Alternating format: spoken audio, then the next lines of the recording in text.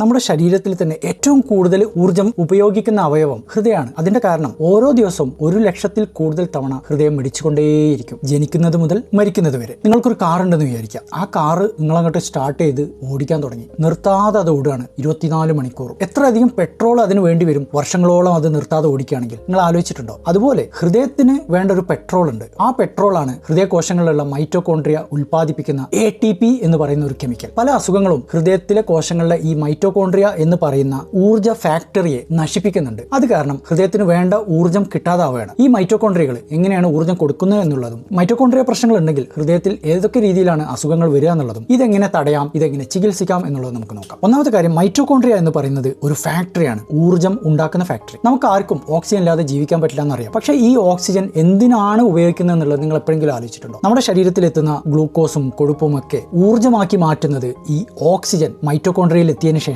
ഊർജ്ജം ATP എന്ന ഒരു കെമിക്കൽ രൂപത്തിലാണ് ഉൽപ്പാദിപ്പിക്കപ്പെടുന്നത്. ഓരോ വ്യക്തിയുടെയും ഹൃദയം ഏകദേശം 6 മുതൽ 10 കിലോ വരെ ATP ഊർജ്ജത്തിനായിട്ട് ദിവസം ഉപയോഗിക്കുന്നുണ്ട്. അപ്പോൾ ഈ ATPയും ഊർജ്ജം കുറയുകയാണെങ്കിൽ ഹൃദയത്തിന് വേണ്ടത്ര എനർജി കിട്ടാതെ വരികയാണ്. രണ്ടാമത്തത്, ഏതൊക്കെ അസുഖങ്ങളിലാണ് ഈ മൈറ്റോകോൺട്രിയയെ ബാധിക്കുന്നത്? ഏറ്റവും പ്രധാനം ഹാർട്ടിന്റെ പമ്പിംഗ് കുറയുന്ന ഹാർട്ട് ഫെയിലിയർ അസുഖങ്ങളാണ്. ഏകദേശം 30% മൈറ്റോകോൺട്രിയയുടെ അളവ് അവിടെ കുറയാണ്. മറ്റൊരു അസുഖം ഹാർട്ടിന്റെ ബ്ലോക്കിന്റെ അസുഖങ്ങളാണ്. ബ്ലോക്ക് വന്ന് ഓക്സിജൻ കിട്ടാതാവുമ്പോൾ സ്വാഭാവികമായിട്ടും എനർജി ഉൽപ്പാദിപ്പിക്കപ്പെടുന്നില്ല. വേറൊരു അസുഖം കാർഡിയോമയോപ്പതി എന്ന് പറയുന്ന ഹൃദയ മാംസപേശികളുടെ അസുഖം. മൈറ്റോകോൺട്രിയ പ്രശ്നങ്ങൾ സംഭവിക്കുമ്പോൾ ഉണ്ടാവും. അതുപോലെ തന്നെ ഹൃദയത്തിന്റെ മിടിപ്പ് താളം തെറ്റുന്ന അരിത്മിയകളും ഉണ്ടാവും. മൂന്നാമത്തെ കാര്യം, എങ്ങനെയാണ് ഈ മൈറ്റോകോൺട്രിയകൾ കേടുവരുന്നത്? അതിൽ ഏറ്റവും പ്രധാനം ഓക്സിഡേറ്റീവ് സ്ട്രെസ് എന്ന് പറയും. ശരീരത്തിൽ ഉൽപ്പാദിപ്പിക്കപ്പെടുന്ന ഫ്രീ റാഡിക്കൽ എന്ന് പറയുന്ന കേടുള്ള കെമിക്കലുകൾ മൈറ്റോകോൺട്രിയകളെ നശിപ്പിക്കുകയാണ്. ഇത് പലപ്പോഴും പ്രമേഹമുള്ളവർക്കും നീർക്കെട്ടുള്ളവർക്കും അന്തരീക്ഷ മലിനീകരണം കാരണമൊക്കെ സംഭവിക്കാം. അതുപോലെ തന്നെ പ്രായം കൂടുമ്പോഴും മൈറ്റോകോൺട്രിയ കേടുവരുന്നുണ്ട്. മദ്യപാനവും സ്മോക്കിങ്ങും ഇതിനൊരു കാരണമാണ്. ഇനി മൈറ്റോകോൺട്രിയ അസുഖങ്ങൾ വരുന്നത് എങ്ങനെ തടയാൻ പറ്റും, ചികിത്സിക്കാൻ പറ്റും? മൈറ്റോകോൺട്രിയകളുടെ എണ്ണം നമ്മുടെ ഹൃദയത്തിൽ കൂട്ടണമെങ്കിൽ ഏറ്റവും